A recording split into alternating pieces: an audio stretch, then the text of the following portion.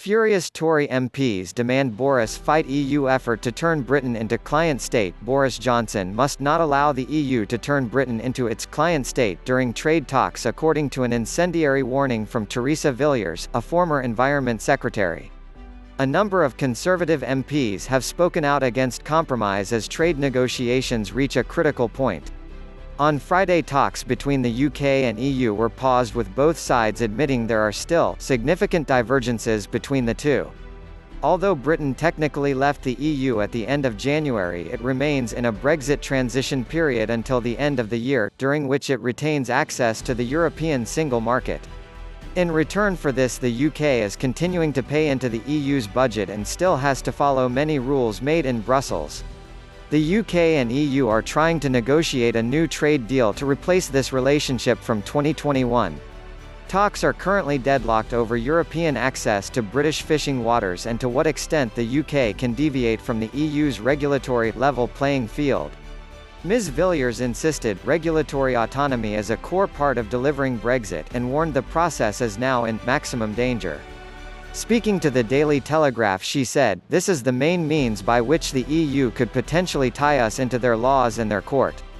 I see this as the main threat to getting Brexit done. There are level playing field agreements in the Canada deal and arbitration mechanisms that are acceptable. But on the other end of the spectrum, we are locked in as a client state." Brexiteers fear the EU is attempting to tie Britain to its regulatory orbit, preventing the UK from undercutting its businesses with reduced regulation. However, Brussels insists it is simply attempting to defend European businesses from unfair competition. Fishing is a major point of contention, with the EU demanding continuing access to British fishing waters after the deal is agreed. At present, around two-thirds of the fish caught in UK waters are taken by non-British boats. Speaking to the Daily Telegraph, former Conservative leader Sir Ian Duncan Smith demanded the UK receive 100% of its fishing waters, describing the question as a totemic issue. He added, "We have to be treated like Norway is treated. We're not looking for an increase, we are looking for control. From there, we negotiate with other countries what access they get. It's as simple as that."